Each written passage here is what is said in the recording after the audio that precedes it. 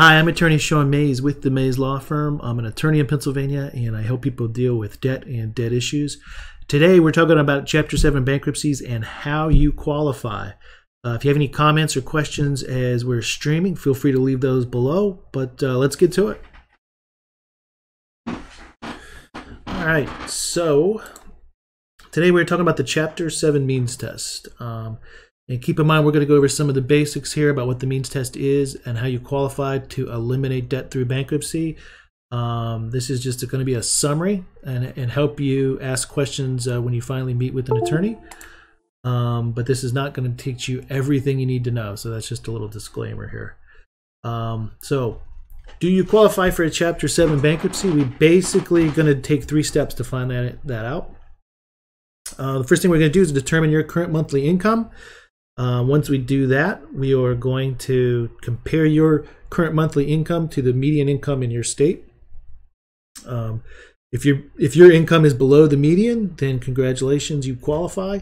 If not, we got to go a little further. We got to do some computations, and we have to go through a means test formula to figure out whether or not you are qualified to get a discharge under Chapter 7. So, who does not need to do any kind of means test? People who file whose debts are primarily business debts. So if you had a small business start up and you have a lot of debt, more than half your debt is related to that business, you qualify without having to take a means test. Also, if you're disabled veteran, reservist, National Guard personnel, or as we discussed, if your current monthly income is below the state median, then you do not have to take a means test either. You qualify and you can eliminate your debt through a Chapter 7. So how do we determine what your current monthly income is? The real simple answer is we take all of your income from every source. So, wage income, if you have any type of pension or any other benefits, if you have domestic support, any and every source of income that you have, we take that and we average it out over the last full 6 months prior to filing. That average is what we call your current monthly income, and that is what we use to determine whether or not you qualify. Some things that we do not include in the current monthly income, one of the biggest ones that we probably see here is a marital adjustment. We use this if they are a married couple and say only one of them wants to file a Chapter 7, which is allowed under the bankruptcy code. Then income that the non-debtor spouse uses for things that do not contribute to the household. And I have an example here. So when, let's say a non-debtor spouse makes payment on debts that are owed solely and entirely by that non-debtor spouse, we can take those amounts and deduct those from the current monthly income. We call that a marital adjustment. Other income that would be exempt, and probably the biggest and most frequently seen here, would be Social Security Act payments. And that is not just retirement payments, that is any kind of benefit payment received under the Social Security Act. So SSDI, SSI, those would not be included in the current monthly income calculation. Now, private disability would be included. We're only talking about Social Security Act payments. Also, any kind of payments to victims of war crime or international terrorism, we would not include those either. Once we determine what your current monthly income is, we come up with that 6 months average. We multiply that by 12. That gives us your annual income. And then we compare that to the state median income. And specifically, the median income is calculated by the Census Bureau. If you're curious about what that is in your area, the United States Trustee's Office has those tables on their website. They're updated annually.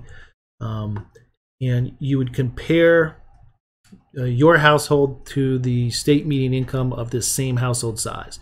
So if there's 4 people in your household, you would compare that to the median income of a household of 4, etc. So if you are above the state median income for your area, then you have to take the means test. And we have up here is the official form 122A2. If you go to the bankruptcy court's website, you can take a look at the actual form. But what it is it is a complex formula that we use to determine if there is a presumption of abuse. Obviously, if there is a presumption of abuse, you do not get a discharge of your debt. If there is no presumption of abuse, then you're eligible to get a discharge. So the means test formula, it deducts allowed expenses from your income and determines a presumed monthly amount relative to the total amount of unsecured debt available to pay general unsecured creditors. It's a little bit confusing, but essentially what we do is we take your current monthly income that we had derived previously, and we subtract from that certain allowed expenses. And these are expenses that are specifically allowed under the Bankruptcy Code. Then once we make that calculation, we come up with a number, and that is the amount of money that is left over every month, presumably the amount of disposable income that you should have every month. Now, here's where it gets a little interesting.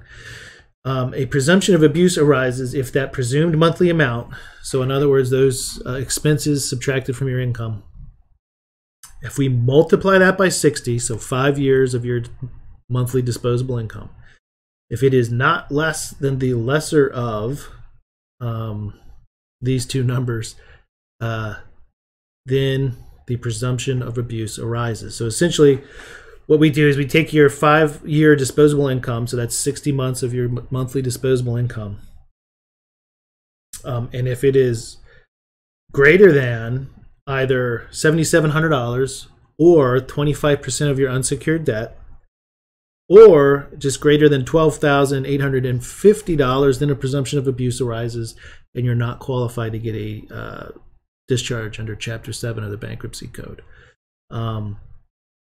And so really, the whole point of this, it seems kind of confusing, and it's really confusing if you try to read it directly in the code. The real point of this is to see if your creditors would be better off or would receive more favorable treatment or less favorable treatment if you were to file a Chapter 13. So if you do all of these calculations and it turns out your 5-year disposable income is greater than 25% of your unsecured debt, or it's greater than the $12,850 number, then at that point you would have to file a Chapter 13. And a Chapter 13 would involve paying into the court a certain amount of your disposable income for a 5-year period.